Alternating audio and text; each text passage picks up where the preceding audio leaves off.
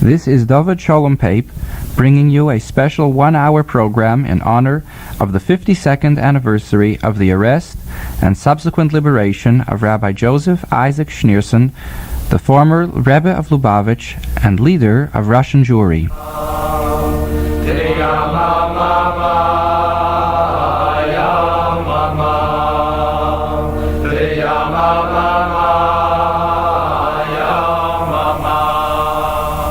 I was imprisoned 7 times in my life, the first when I was only 11. At regular intervals, however, I set aside time for myself to reconsider well the events of the 7th time that I was in prison, and to picture again in my mind's eye those things which I heard, those things I beheld, the nightmares of that period. In the history of all men, notwithstanding those fixed periods of childhood, youth, early manhood, maturity, and old age, regardless too of one's nature, whether shy and melancholy, or joyful and of good cheer, besides all this, supernal providence prepares for one special times which can completely change one's nature, reveal latent talents, enabling one to attain unique heights, and behold the purpose of man upon earth. That period which will most affect a person is that which is most fraught with punishment, suffering, and pain, endured because of work done faithfully and energetically to spread the awareness of an idea, especially if that person is forced to wage a war to preserve and strengthen his cause, and engage in battle with those who pursue and seek to destroy him. It will be a period troubled with suffering, both physical and spiritual, but it will leave a wealth of valuable impressions, and its days will be days radiant with light. Every incident of this time is to me of the first importance. Not only the final act of being set free, but every hour and every minute, for the pain and suffering of those days strengthens me now in a truly boundless manner. Such an experience will transform even the weakest person to the mightiest of men. The imprisonment began Tuesday night at 15 minutes to 3 in the morning, the 15th day of Sivan in the year 5687, and continued until 1:30 Sunday afternoon on the 3rd day of the month of Tammuz, 5687, in the city of Leningrad, Peterburg, 18 days, 11 hours, and 15 minutes. That day, after spending 6 hours at home, at 8:30 p.m. I departed for Kostroma and arrived there the next morning, Monday, the 4th day of Tammuz, and remained in exile until Wednesday, the 13th of Tammuz, 12:30 p.m., 9 days and 17 hours.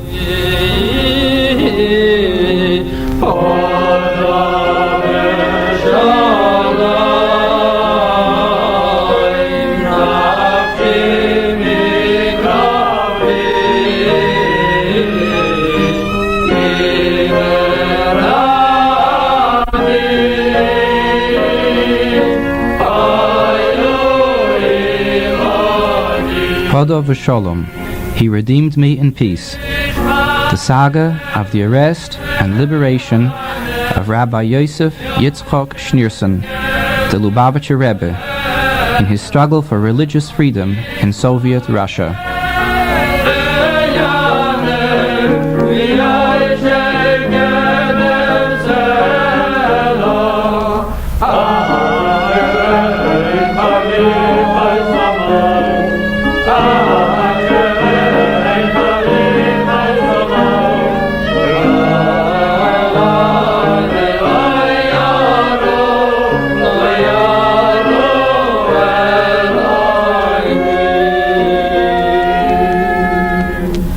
Lubavitcher Hasidim had been one of the most prominent expressions of Hasidism since its beginnings in the mid-18th century.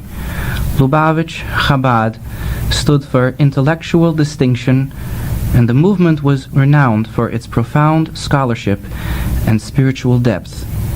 The Hasidic leaders, or Rebbeim, were men of saintly character and immense erudition, true leaders of the Jewish people, who for 150 years had devoted their very lives to the benefit of Russian Jewry. Rabbi Yosef Yitzchok Schneerson was to be the 6th Lubavitcher Rebbe. On his 15th birthday in the year 1895, his father, the Grand Rabbi Shalom Pape, took him to the graveside of his grandfather and great-grandfather.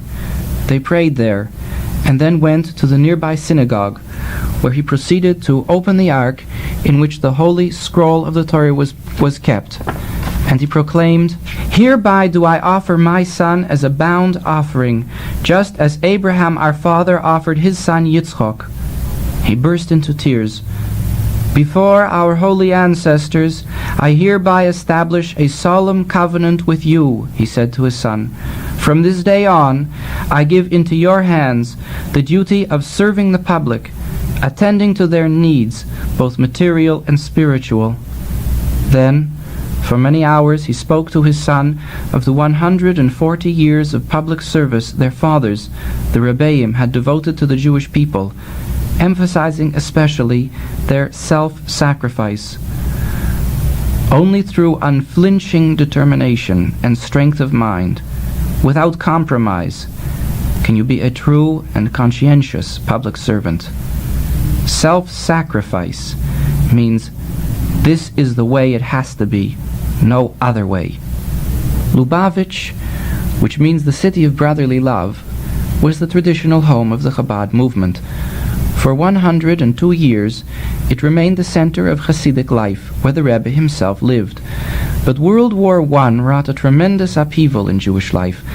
The Tsar's uncle, a rabid anti-Semite, was commander-in-chief of the imperial forces, and he blamed his military setbacks on the local Jewish populations of Poland, Lithuania, and White Russia near the battlefront. The defenseless Jews were accused of being a fifth column and expelled from their homes to flee as refugees to Jewish communities deeper within Russia. As the battlefront approached Lubavitch, Rabbi Shalom Pape and his family evacuated to Rostov-on-Don near the Black Sea. From there they witnessed the incredible chaos that engulfed Russia as it experienced successively defeat, revolution, and finally the fateful October Revolution of the Bolsheviks in 1917. In the succeeding civil war between the Bolsheviks and Denikin's anti-communist forces, the Jews, of course, suffered the worst. They were subjected to widespread massacre and pillaging by the White Armies and related bandit gangs, while the Bolsheviks stole their belongings in the name of the proletariat. Father and son were both very active during this period, bringing relief and aid for the many thousands of refugees, and in addition supplying them with religious articles which were difficult to obtain, and with books which they had specially printed for the purpose. But the situation grew steadily worse. Money was devalued. Wealthy, philanthropic Jews who had financed the Rebbe's programs till now lost their fortunes and were no longer to give financial aid. In addition, communications became dangerous, and when the Bolsheviks entered Rostov in 1920, the Rebbe further requested that his followers not even come to hear his discourses, nor to receive private spiritual counsel. Visits to the Rebbe's house came to a virtual standstill, except for cases of unusual need. And even then, the visits were conducted with utmost secrecy. The situation continued this way for about 2.5 months through the winter, until the festival of Purim. On Purim, the Hasidim gathered in the Rebbe's house for the festival meal, and were told that the Rebbe would sit with them for only a few hours, deliver a Hasidic discourse, and then everyone should return home. Word should not be spread of the event, for the Bolsheviks had declared stringent prohibitions against any form of gathering, and a festive, religious assemblage was particularly dangerous. Another element of peril was the presence of several wealthy people, which also could arouse even greater suspicion. In addition, a curfew had been declared preventing any movement in the city from 3 hours after nightfall. It is easy to imagine how cramped and cautious the Hasidim were at this gathering. They were prepared to leave immediately after the Purim meal. But a marked difference of mood was noted in the Rebbe as he began to toast the Hasidim and say L'chaim to all present. It was as though he was completely transformed. From his pocket he took a sum of money, called one of his disciples, and told him to bring liquor for everybody, to be partaken of joyously in a manner that was fitting to the proper observance of the festival. Then he instructed the Hasidim to sing, and himself began singing. The voices could be heard outside, as the house was located in a highly exposed area. The Hasidim were moved by this awesome view of the Rebbe's courage. A strong sense of joy gripped them, and they began singing.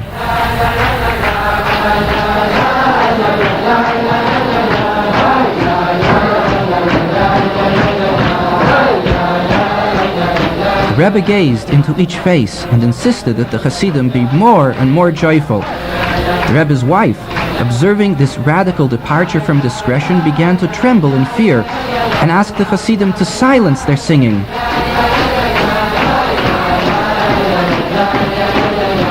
But no one could summon the presumption to act against the expressed wishes of the Rebbe. His son and later successor, Rabbi Yosef Yitzchok, was also frightened that this meeting should not cause any danger to his father. When the Rebbe Rashab discerned his son's fear, he took him with his holy hands and said, Yosef Yitzchok, fear not, we shall remain unharmed, not only under secret circumstances, but even when we act in an open and an obvious way. The Rebbe's appearance was deeply moving, as though of a higher world. He spoke at length about Hasidic themes, and the Hasidim saw many inspiring things.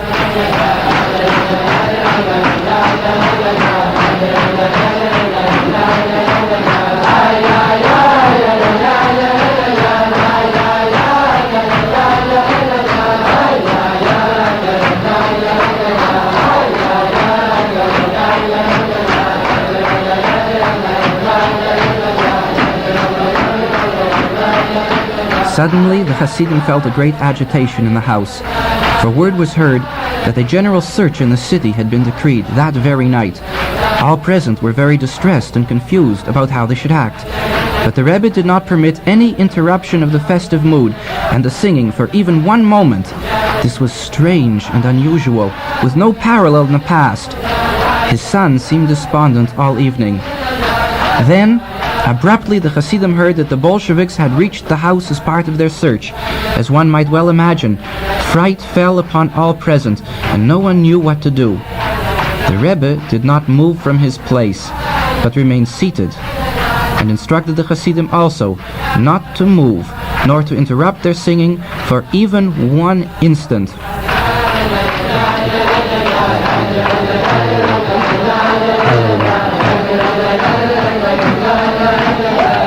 When the Bolsheviks entered the house, they were told that the Rebbe has no time at present, for he's sitting with his followers. They asked when they could return, and they were told in a few hours the Rebbe could see them. They left the house, and a few hours later they returned. One can imagine then the scene, the state of Purim joy and ecstasy, the bottles of liquor on the tables, and the money, contributions from everyone for the yeshiva, for the religious schools, and other religious endeavors. When the Hasidim heard that the searchers had returned, they wanted to remove the bottles and money from the tables, for the entire gathering was already highly suspect. The Rebbe spoke out that no changes should be made, and that all should continue as before. At this moment, I have no fear of them at all. The searchers entered the room and moved toward the table at which the Rebbe was sitting. He did not look at them, but towards the Hasidim at the side, and he said, "We will have to start to say Hasidus, and then they will be completely nullified." The Hasidim grew hushed, and then began to intone the Rostov Nigun, beloved by the Rebbe during these years.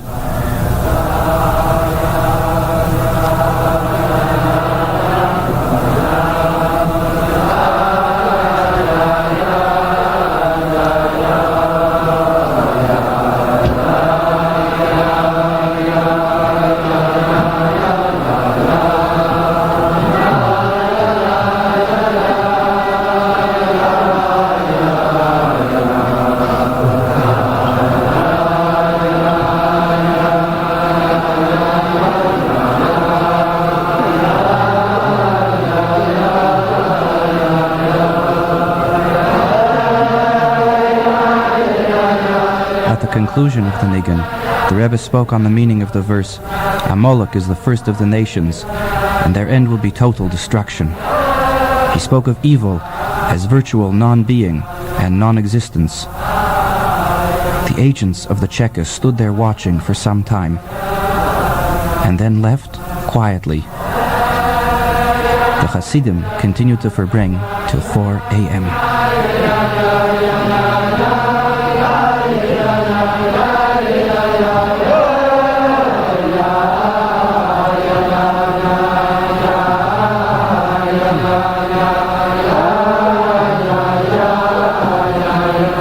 During the course of the Verbringen, the Rebbe said, I cannot bear them. I cannot tolerate being together with them. Some few weeks later, he passed away, and his son, Rabbi Yosef Yitzchok, took over his work.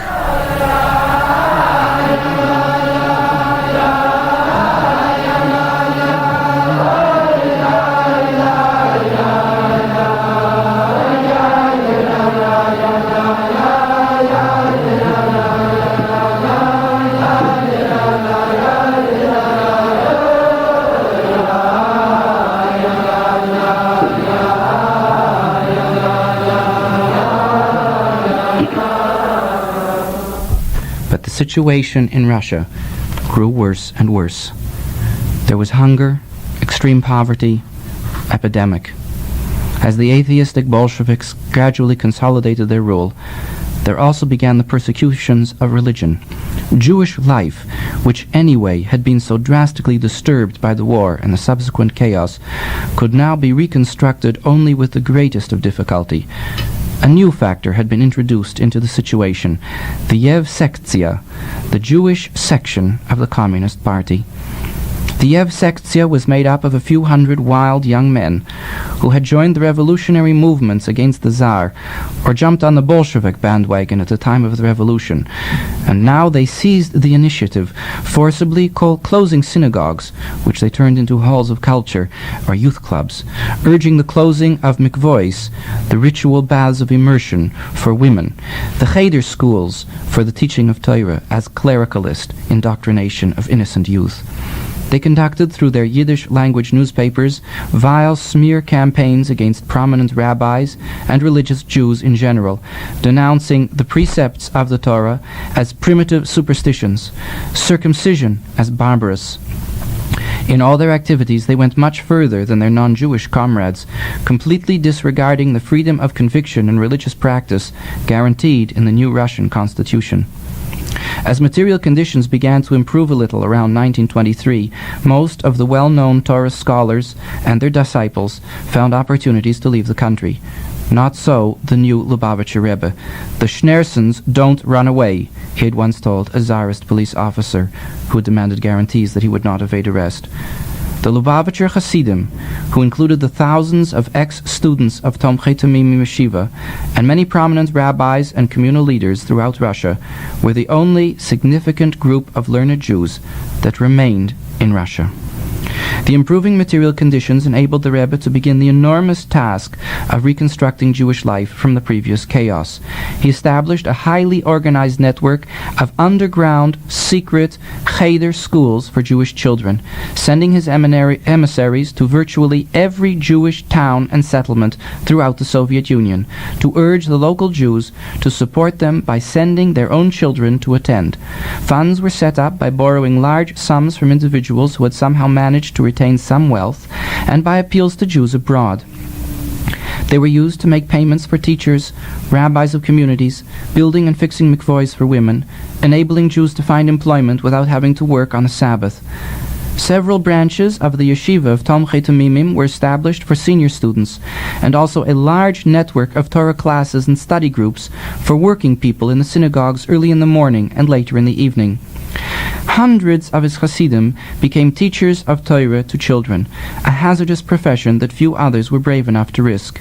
Many were imprisoned, sent to labor camps, or exile, or otherwise punished. Replacements were always found. The Rebbe's public work soon reached such gigantic proportions that, although conducted in strictest privacy and secrecy, it could not for long remain concealed from prying eyes. Already in the first years of his leadership, when he was still in Rostov, he had been subjected to official scrutiny. On the anniversary of his father's passing away, when, according to the custom of the Hasidim, he was leading the prayers in the synagogue, a group of the KGB agents burst into the synagogue to arrest him for questioning. He paid no attention to them and proceeded with his prayers until he finished. The uninvited guests informed him that they were aware of his activities and told him that they must cease immediately. He calmly replied that his activities were perfectly legal according to Soviet law and that he saw no reason to desist. Taking out his revolver, one agent said, "This little toy has made many men change their minds." "No," the Rebbe retorted. "This little toy can frighten only a man with many gods and one world. I, however, have but one God and two worlds, this and the world to come, and your toy cannot impress me." By the late spring of 1924, however, he was forced to leave Rostov and settled in Leningrad. Here he intensified his activities to such an extent that the Yev Sektia and the KGB became increasingly alarmed. Everything, however, pointed to the Lubavitcher Rebbe. He was the only Torah leader of national stature remaining in the country. He had a large following of devoted Hasidim, eager to carry out his wishes. He received enormous quantities of mail from all over the USSR and abroad, and he was known to be fearless and determined. The year 1927 was a year of great stress for the Rebbe. During that year, there was a proposed conference of Russian Jewish communities. Some misguided Jews felt that it would be a useful opportunity to coming to terms with the change of conditions of Jewish life under the new regime. The Rebbe, however, saw in the strange fact of Yev Sektia's support a sinister intention on their part to undermine Judaism from an official Jewish platform. The opposition he organized to the conference further enraged the Yev Sektia leaders, who decided that it was now time to produce the large file they had gathered on his various criminal activities. In fact, his opposition to the Leningrad Convention was to be one of the major charges against him. His crimes were sufficient to accuse him of counter-revolution. That year, 1927, at Purim, the Rebbe made a Hasidic gathering, a Verbringen, which was truly unique, utterly different from previous years. Agents of the KGB were present, and yet he spoke openly, sharply, and with intense feeling, especially directing his remarks against the schools which they established and their attempts to enter Jewish children into them. He wept, his face reddening with emotion, and he spoke with an anger hitherto unknown. The Hasidim there actually saw an outpouring of the soul. In the middle of the night, during the Purim feast, he stood up abruptly, pulled at his garment to reveal his heart, and pounded hard with his fist on the bare flesh. He called to him a chassid named Zalman, and said, "Zalman, if they make a great fire of wood and confront you with the choice of yielding your child to their schools or casting yourself into the flames, what will you do? Do you know what you must do? Let yourself be cast into the flames, but prevent your children from being sent to their schools." He called another chassid over to him and said, bitterly somewhat, "I told you to write harshly last year, but you didn't listen. This is why there's been so much suffering since then. Now I tell you to write to all the cities and villages with these words: we possessed a Rebbe, and he left us his son to guide us. And the son has instructed us to write in his name that anyone handing his son over to the schools of the Yev Sektias will be severely punished by heaven. Will you write this? Remember well what I say to you." And he repeated these words many times, pounding upon his heart. He called the chassid over again, and this time with a radiant, courageously smiling countenance declared, "Have no mercy when you see the body consumed. Concern yourself solely with protecting the head." The Hasidim were greatly frightened by the Rebbe's open defiance of the Yev Sektia. One of the elderly Hasidim, unable to control himself, cried out, "Rebbe, we cannot stand to hear such words. We need a Rebbe of flesh and blood." The Rebbe faced them directly, and in defiant courage cried out, "I know they're here. I'm not afraid." The scene moved the Hasidim deeply. Tears fell from many eyes.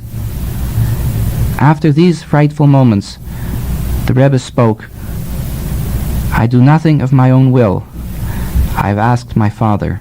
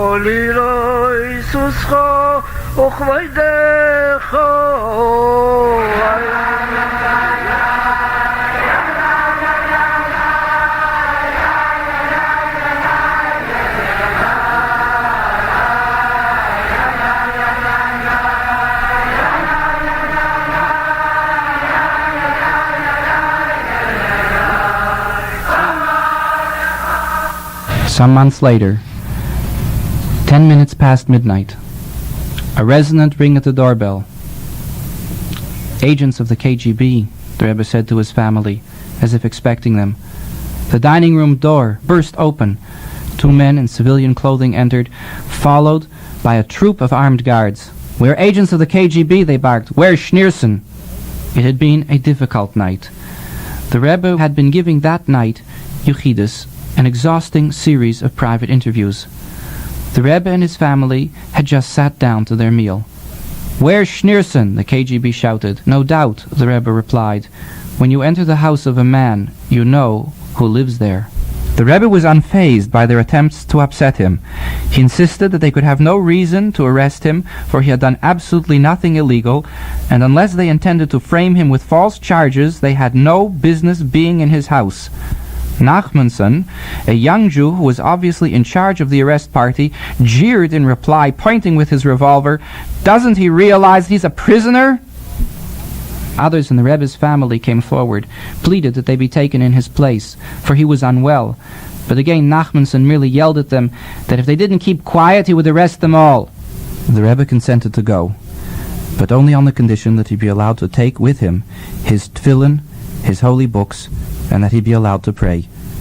Also, he stipulated that food be provided for him by his own family, for he would eat nothing else. He was distressed to leave his communal responsibilities, but made whatever provisions possible for the schools and charities under his supervision.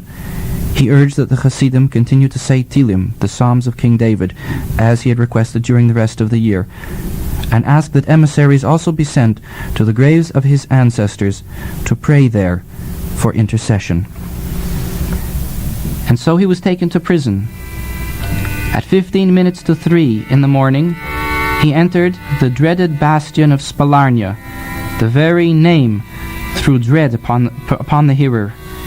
He was taken there from place to place, down corridors dark and dank, dimly lit, made to climb ladders and descend, from one examiner to another, at each step suffering the added abuse and threats which were heaped upon him.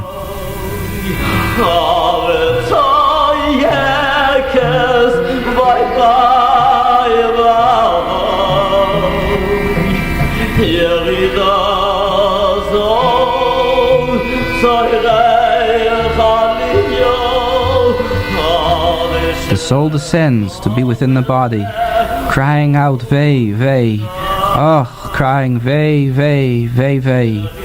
The descent, however, is for the sake of far more, an ascent that makes even all this worthwhile.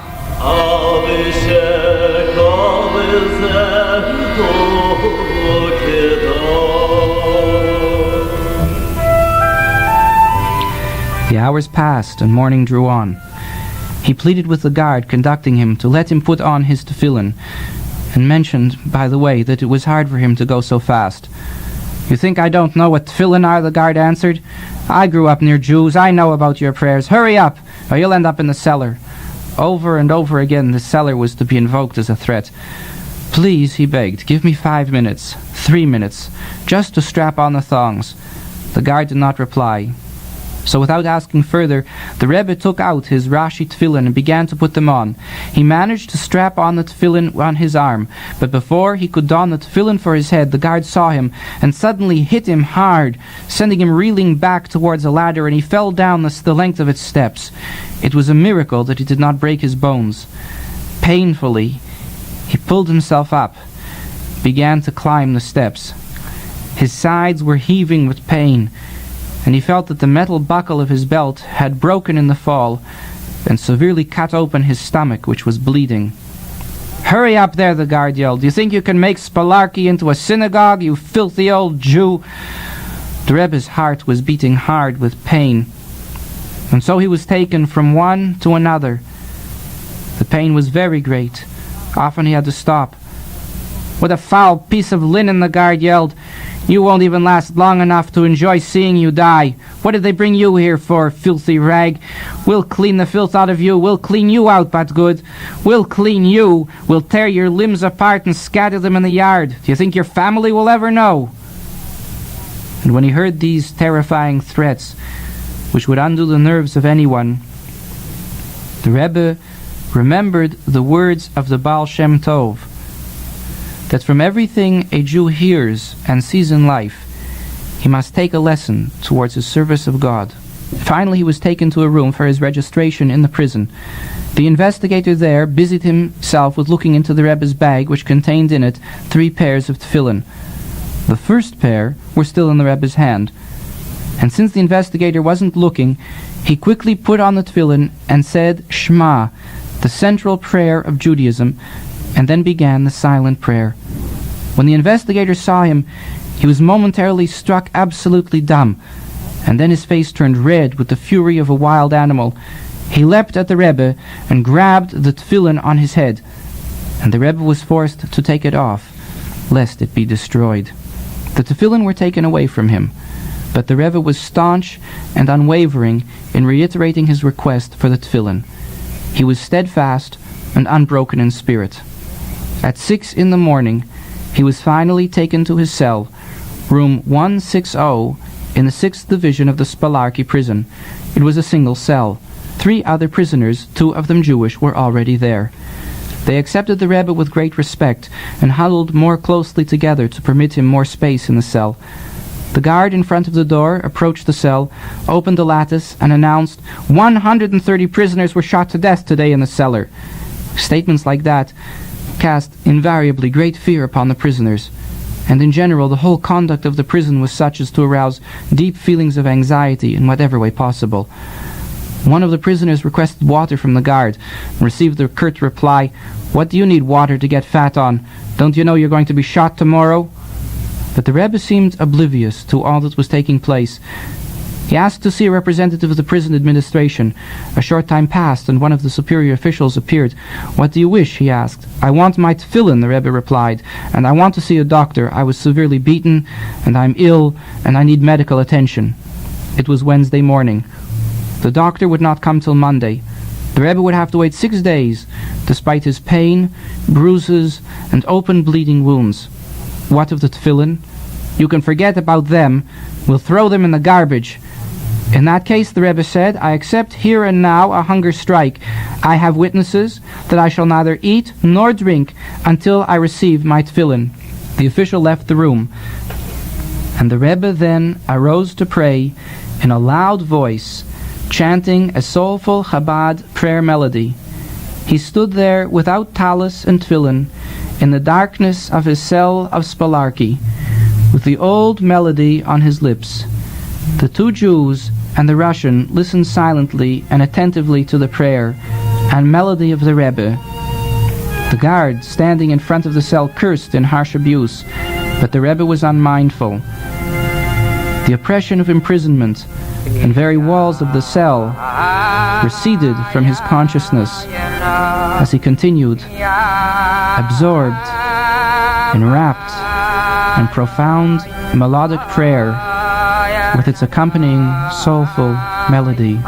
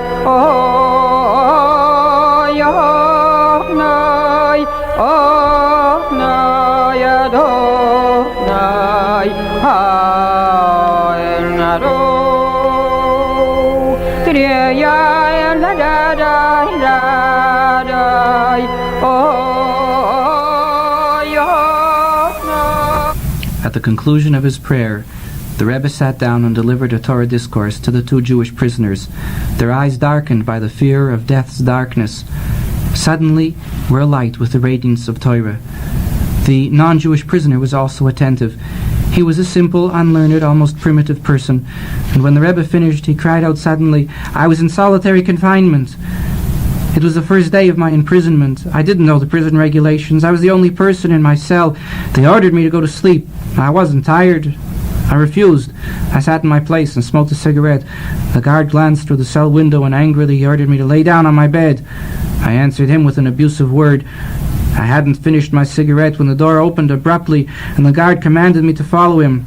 I did. We descended ladder after ladder till we were in the corridor of the basement of the building. The guard opened the door and instructed me to go in. Now I did go in, thinking he'd follow me, but in an instant I heard the shutting of the cell door. I took a step and found myself in oozing slime. The stench was horrible, suffocating. I lit a match. The walls were wet with moisture and all kinds of creatures were crawling up and down the wall, white, black, long, large, horrible. The mud reached my ankles. I stood there all night. From time to time I'd have to push away huge rodents that leapt at me with fearful, terrifying shrieks. It seemed to me that a day had already passed. Food. A person has no desire to eat there, not even to smoke. You lose your desire for anything in that frightening cell. I heard the door being opened. I thought, now they'll take me to be slain. I heard a whistle and the harsh command, "Come here!" And I replied, "I can't see anything. How can I go?" The official lit up the room. The sight was terrifying. "Leave!" shouted the official, and immediately I left the room. "Go up the stairs," he commanded. I thought to myself, thank God, I won't die at the hand of the firing squad. During the course of the Rebbe's interrogation in the Spalarki prison, he had been threatened countless times with solitary confinement. The Russian prisoner's story exerted a strong impression upon the Rebbe, but he bolstered himself by setting to the task of writing a Torah discourse. He had a pen, but he lacked paper, so he began using cigarette papers to write on. He had more than 100 cigarettes, and on their paper coverings he wrote his Torah thoughts and impressions.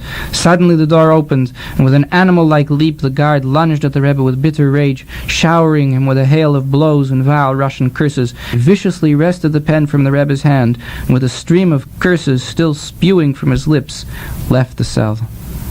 Whenever food was provided for the prisoners, the Rebbe refused to accept the meals, with the assertion that he would continue his hunger strike till his tefillin were returned to him. 2 days passed, Wednesday and Thursday, and on Thursday night at 10 o'clock, the Rebbe was taken to his first interrogation. There were 3 interrogators, 2 Russians and the Jew Lulov, who was 23 years old. Lulov and Nachmanson had arrested the Rebbe in his home. The head interrogator was a Russian named Dachtryov. The Rebbe was led into a large hall. The walls were of marble, embedded with large tubes. These were the notorious walls with ears, for by means of these tubes the conversation of interrogator and prisoner could be listened to and transcribed by the KGB agents sitting in adjacent rooms. As the Rebbe entered, he turned to his interrogators and commented, "Strange. This is the first time I've come into a room, and people have not risen from their places." Lulov looked at him with astonishment and said, "Rebbe, don't you know where you are?" "I know very well where I am," the Rebbe replied. "I am in a place that is not obliged to have a mezuzah. A stable, a bathroom, and a prison are not obliged to have a mezuzah." The Rebbe spoke only in Yiddish, even though he understood Russian. He had made a resolution that he would not allow the prison or the prison authorities to take any place or have any significance in his mind. The interrogators, and particularly the Jew Lulov, treated the Rebbe in a very coarse and derisive manner. They angrily jeered and mocked at him. "Stop your mockery," the Rebbe called out. "Return my possessions to me. You have no right to accuse me." "Silence!" Lulov cried in wrath. He stretched out his hand and he said, "Do you see this arm that I hold before you? From the day I was 14 years old, it has been engaged in the sacred task of annihilating people like yourselves, who oppose enlightenment. We will destroy them all. You want your talus and tefillin. We'll throw them and you into the garbage." The Rebbe pounded on the table and cried out, "Mnuvel, vile creature." During the course of his defense, the Rebbe expounded upon the nature of Hasidus. The Russian interrogators were forced to ask Lulov to explain. The cycle of history had come full circle. 130 years before, his ancestor, the first Lubavitcher Rebbe, had been forced to clarify the concept of Hasidus for Tsar Paul. 87 years before, the Tzemach Tzedek had been compelled to explain Hasidus to the officers of Tsar Nicholas, and now their descendant was under constraint to expound the tenets of Hasidus for the members of the GPU. Point by point, in a controlled and orderly way, the Rebbe proceeded to answer all their charges. In concluding, he said, "Give heed to me now, Lulov. You desire to accuse me with a new baseless accusation. But remember how Tsar Nicholas engaged professors and scholars in order to direct a blood libel against the Jews, but was discredited. You too will be frustrated in your intentions. Don't bring untrue accusations against me. I do not act in a covert manner as you do, but openly and before the eyes of all.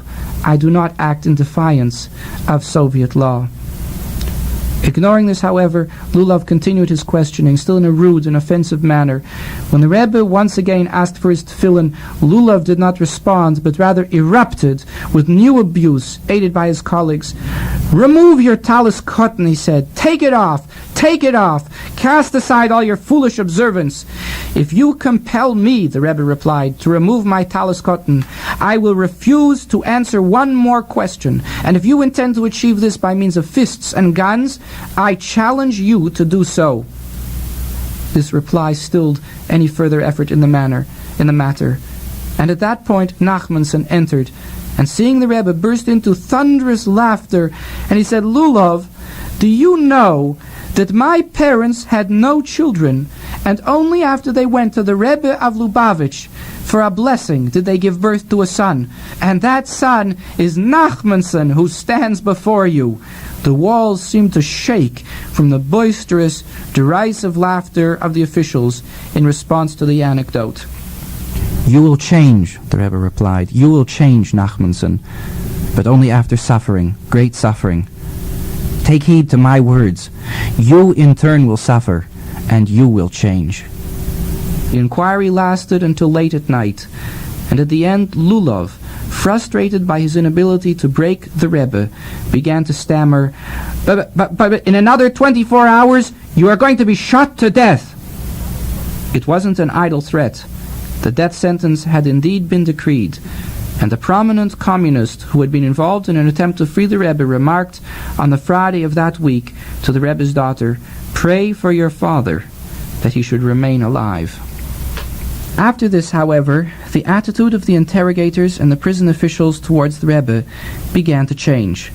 They began to realize that their prisoner was no ordinary person, but rather a man of resolute determination, unaffected by any of the physical tortures or punishments normally effective in swaying others to change their minds. Here was a man standing above material considerations and transient events, a man of the spirit who belonged to a higher world. As a result, begrudgingly, he received respect and a number of privileges denied other prisoners.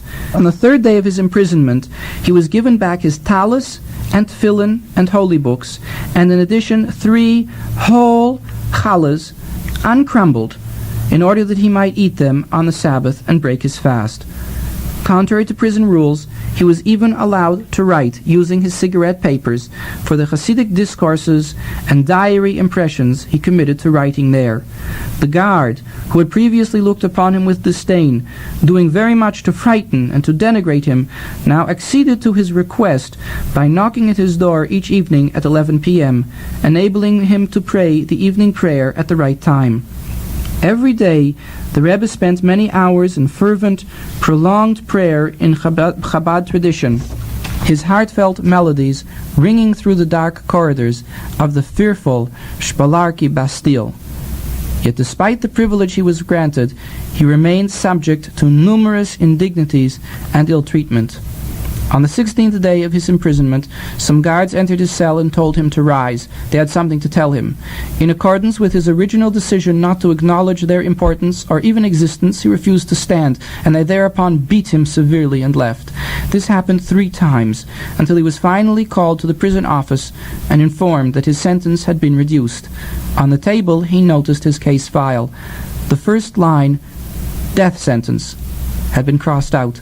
The second line, 10 years hard labor in Solovki in Arctic Siberia, had written next to it the word "niet," and beneath that was the new sentence, 3 years Kostroma, exile, in an obscure town in the northern Urals. He was told that he could return home for 6 hours and then leave by train for Kostroma. It was Thursday, and when the Rebbe was informed that the train would not arrive in Kostroma until Friday, the Sabbath, he declared that he would under no circumstances leave, and therefore he stayed over in Spalarki prison until Sunday, when then he finally left on the 3rd day of Tammuz. Arriving at the train station Sunday evening at 8:30, he was greeted by a huge crowd of brave Hasidim who had come to see him off. It was here that the Rebbe uttered his immortal words, which, considering the heavy guard that accompanied him, bespeak incredible courage. Yehi Hashem Elokeinu imanu, kasher haya im aveseinu, al yazveinu v'al yitshenu. May God be with us as He was with our ancestors, neither to leave us nor to abandon us. This prayer is an assertion of the blessing that God will be with us and sustain us and aid us as He protected our ancestors, though our merit is not comparable to that of our ancestors, who endured self-sacrifice for the sake of Torah and its mitzvahs. In the words of one of my revered ancestors in response to a governmental decree regarding the rabbinate, "Not by our own will did we leave Eretz Yisrael, and not by our own power will we return there, but God Himself sent us into exile, and He alone will redeem us through Moshiach, bringing us to our holy land. But let all nations of the earth know that only our bodies have been sent into exile and been subjected to foreign rule, not our souls. We must openly proclaim that concerning anything which affects our religion, Torah, mitzvahs, and Jewish customs, we Jews can accept dictation from no one, and in this no coercion will succeed. We must declare with the strongest Jewish tenacity, that Jewish courage which has been time-honored for millennia: do not touch my anointed, and do not harm my prophets. So spoke a man of courage. And this is our plea to God. He should grant us the necessary strength of character to remain unaffected by physical suffering, and instead accept it with joy. Every punishment received for supporting a cheder school for Torah study and performing mitzvahs should give us more strength in the holy work of strengthening Judaism. We must bear in mind that imprisonment and hard labor are transient, while Torah, its precepts, and the Jewish people are eternal. Keep well, everyone, in body and in spirit. I hope to God that my temporary punishment will, with His help, inject fresh vitality into the constant and never-ending strengthening of Judaism, and to all Jews shall there be light. These stunning words were obviously pure anathema to the Cheka agents accompanying the Rebbe, and capable of inflicting the severest punishment upon him. Paying them no heed whatever, the Rebbe turned and entered the carriage. And the train pulled out, and the Rebbe began his journey to exile.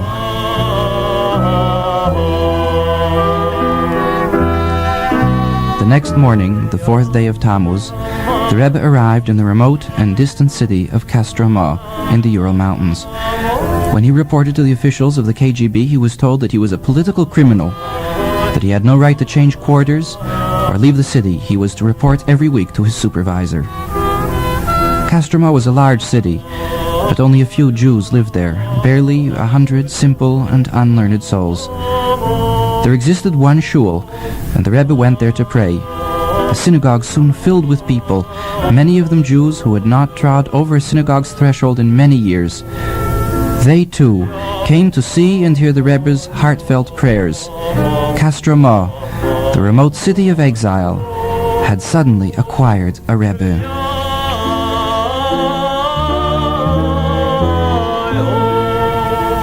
Meanwhile, the campaign was continued to secure the Rebbe's complete release. The opposition was severe, and the picture was bleak even to the most optimistic viewers. But the followers of the Rebbe refused to slacken their efforts.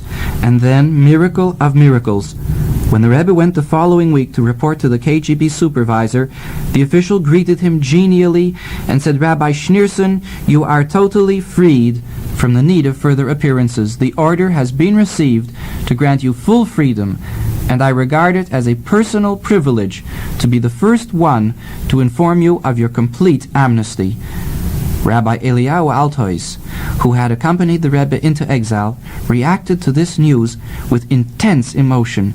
His face went from deep livid to palest white and back to livid again. The Rebbe himself had to calm him and help him regain his composure. It was Yud Beis Tamuz, the 12th day of the month, the Rebbe's birthday.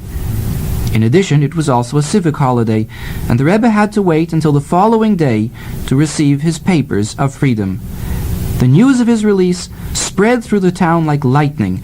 Even before he returned to the house where he stayed, the word was about, and upon his arrival, the Rebbe viewed an unusual and moving spectacle.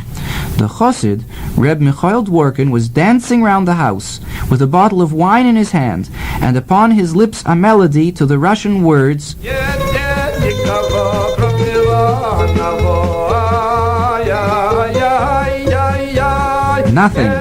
Nothing at all exists except for godliness itself. While the small son of the household somersaulted around the room, his feet flailing in the air and his hands firmly placed against the ground.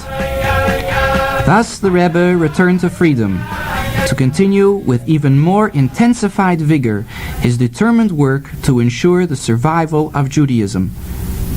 Later he left Russia to stay in Warsaw until 1940, and from thence he came to America, personally being rescued from the hands of the Nazis by the American government. His activities over the next 23 years proved to be of worldwide significance to the Jewish community, for it was the Rebbe who would provide the main thrust for the development and strengthening of Judaism in the present day. The irony is that the increased vigor and intensity of activities was a direct result of his release, and the KGB knew in advance that this would be so. Almost against their own will, they themselves granted him freedom. One might speculate that if they had known what the result of these activities was to be, they might well have hesitated to imprison the Rebbe in the first place. As for the Yevsektia, as the Rebbe had predicted, they were in turn wiped out by later purges, when the party decided that even a Jewish brigade was far too clericalist for the communist utopia to tolerate.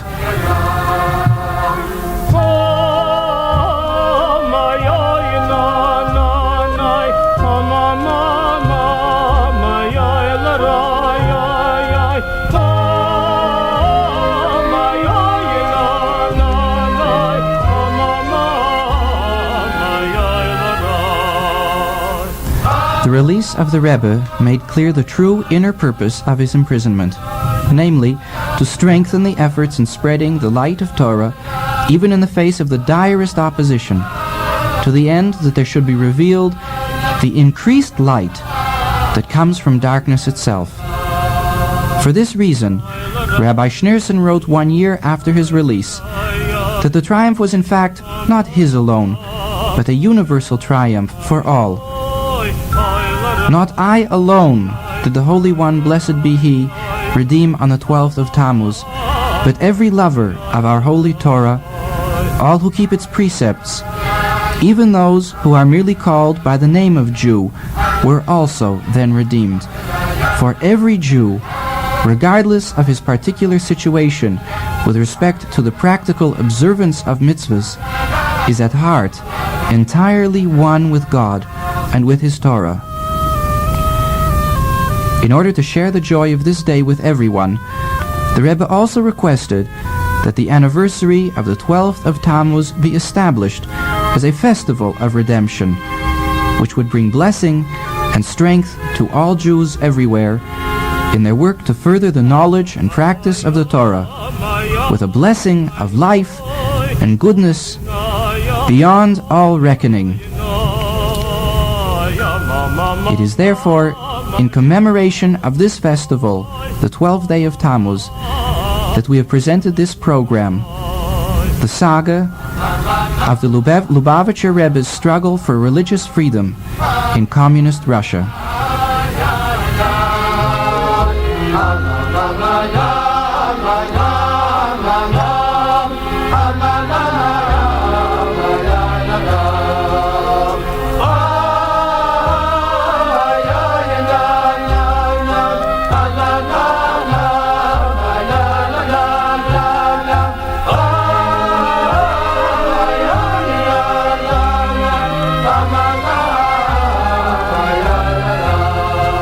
This has been Dovid Shalom Pape for WBFO Buffalo.